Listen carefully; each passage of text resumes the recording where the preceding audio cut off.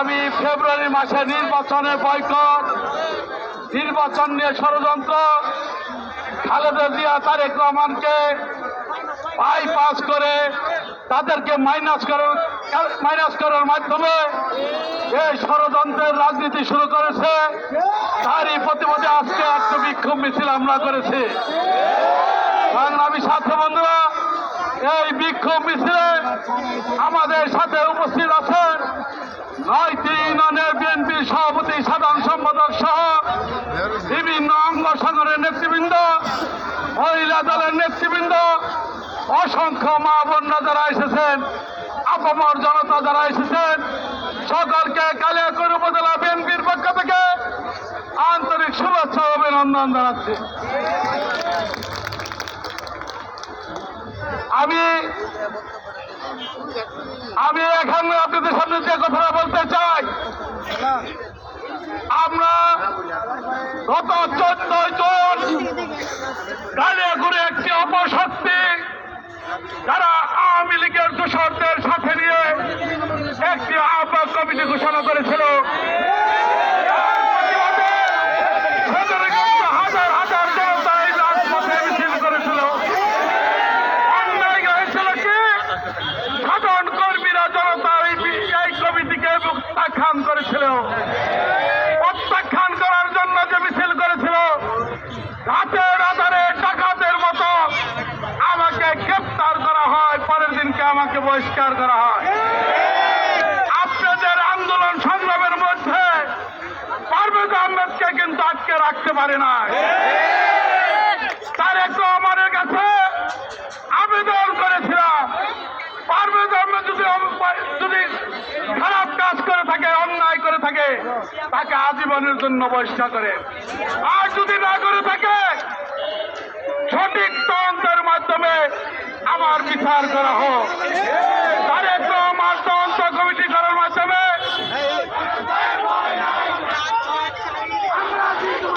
তারেক রহমান সঠিক তদন্ত করার মাধ্যমে প্রমাণিত করেছে পারভেজ আহমেদ নির্দোষী। কি প্রমাণ হয় নাই? গত 8 তারিখে তার প্রমাণ হয়ে গেছে। আসুন আগামী দিনে খালেদা জিয়া তারেক রহমান সহ যে কর্মসূচি দিবে, আগামী ফেব্রুয়ারি মাসে যে নির্বাচনে ঘোষণা দিয়েছে তারেক রহমান, আমরা আপামর জনগণ কাজী সাইদুল আলম বাবুল সাহেবকে সাথে নিয়ে আমরা তারেক রহমান খালেদা জিয়ার নির্দেশ অক্ষরে অক্ষরে পালন করবো। আলমিনের কাছে অশেষ সহমতে আজকে আমি মুক্ত আকাশে আপনাদের সামনে বক্তব্য দিতে পেরেছি। আমি কৃতজ্ঞতা জানাই আমাদের এই আজকের ঐক্যের কারণে পারভেজ আহমেদ আজকে পরিষ্কার প্রত্যাহার হয়েছে। সেই ঐক্যের প্রধান কাজী সাইদুল আলম বাবুল সাহেবকে আমি ধন্যবাদ জানাই। আমি ধন্যবাদ জানাই আমাদের কেন্দ্রীয় বিএনপির আরেক নেতা কালিয়াকৈরের জননেতা জনাব হুমায়ুন কবির খানকে। আমি ধন্যবাদ জানাই আমাদের কেন্দ্রীয় বিএনপি সদস্য মজিবুর রহমানকে। আমি ধন্যবাদ জানাই আমার সভাপতি সাবেক বিপি কালিয়াকৈর উপজেলার জনাব মোহাম্মদ হেলাল উদ্দিনকে। আমি ধন্যবাদ জানাই সাইদুদ্দিন সহ আজকের অনুষ্ঠানে যারা মা বোন যারা আছেন, আজকে যারা নেতৃবৃন্দ আছেন, সকলকে আমার পক্ষ থেকে কালিয়াকৈর উপজেলা বিএনপির পক্ষ থেকে আপনাদের অসংখ্য ধন্যবাদ জানাচ্ছি। বক্তব্য দীর্ঘায়িত করবো না, আর একটি কথা বলে আমার কথা শেষ করব। সংগ্রামী সাথী বন্ধুরা, এরপরে হুজুরে আমাদের মোনাজাত করবেন, মোনাজাত শেষ করে আমরা চলে যাব। আমার শেষ বক্তব্য হলো এই জাতীয় সংসদ নির্বাচনের পরে উপজেলা নির্বাচন হবে।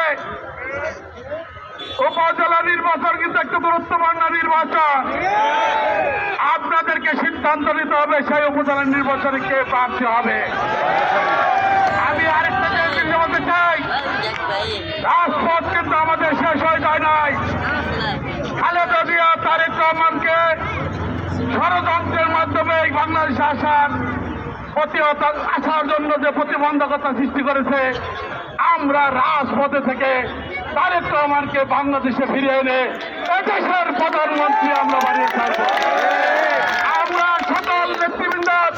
সিনিয়র নেতৃবৃন্দের সাথে আহ্বান জানাবো, আপনারা যে সিদ্ধান্ত দেবেন আগামী দিনে সকল নেতা কর্মী এই তারেক রহমান খালেদাদের নেতৃত্বে ঐক্যবদ্ধ আছে, থাকবে ইনশাল্লাহ। এই কামনা করে সকলকে আবারও ধন্যবাদ জানিয়ে আমার কথা শেষ করছি।